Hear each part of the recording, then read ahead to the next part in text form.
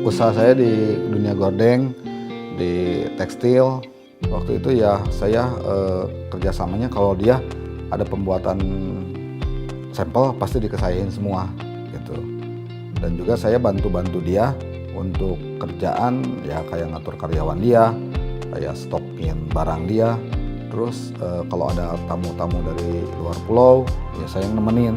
Ya saya dapat fasilitas kan, saya kasih pinjam sebenarnya ya, kasih pinjam mobil, cuman ya saya pakai sehari-hari gitu. Jadi memang dia kasihin gitu.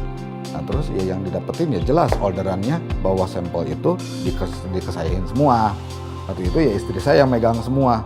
Setelah gabung sama itu emang enak sih, dapat fasilitas, dapat segala gitu. Jadi intinya dia sibuk dengan pekerjaan dia, saya sibuk dengan pekerjaan saya.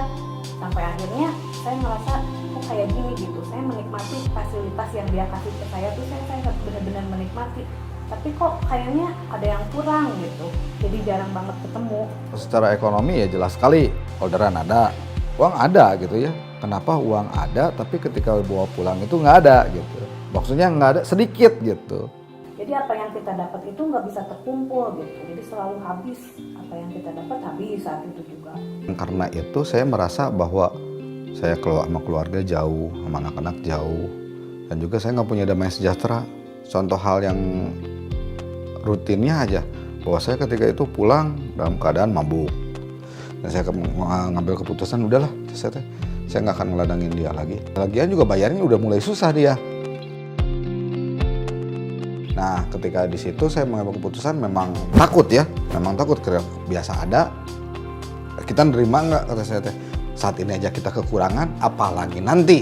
Cuman ya daripada dia kerja nggak damai sejahtera ya, setiap kali pulang kadang dia marah-marah.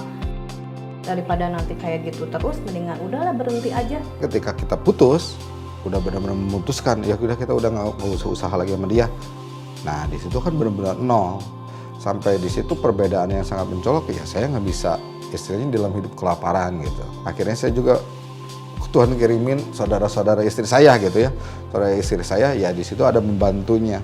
Sampai benar-benar buat makan aja kita nungguin mereka. Gitu. Sampai buat makan kalau kita mungkin saya sendiri sekarang kalau nasi sama Indomie ya udah terbiasa gitu ya. Sampai sama Indomie kadang-kadang ya sama gehu, kalau tahu. Yang waktu itu dia pegang itu dia benar-benar marah sama Tuhan. Udah nggak usah Tuhan, nggak usah gereja-gereja. Kenapa dia biarin saya kayak gini? Nggak ada Tuhan, sekarang mah yang mau saya cari, siapa yang bisa memberikan saya kekayaan, akan saya sembah. Saya takut gitu, takut dia semakin jauh gitu. Dan akhirnya saya memutuskan untuk saya memang harus kembali ke Tuhan. Akhirnya saya putuskan saya puasa, saya berdoa gitu terus sampai sampai 1 bulan kalau nggak salah dulu saya puasain dia.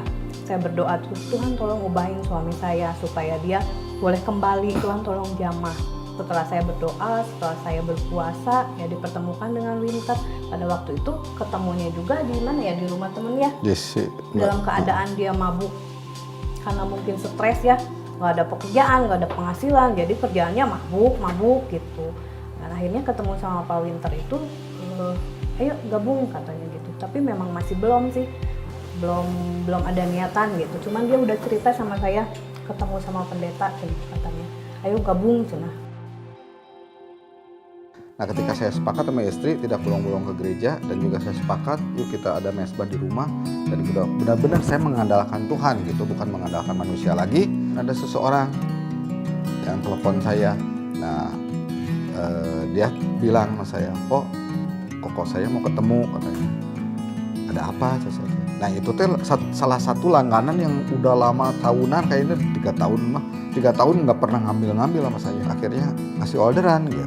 Nah saya di situ waduh Tuhan makasih benar bahwa saya mengandalkan Engkau, baru segala sesuatu ditambahkan lagi. Kalau kita pengen suami kita berubah, intinya ya kita harus menjadi penopang buat kehidupan dia. Satu hal juga, jangan sampai kita waktu saat kita kekurangan, kita udah undur lagi dari Tuhan. Saat orang lagi kesusahan, bisa nggak tetap membawa nama Tuhan.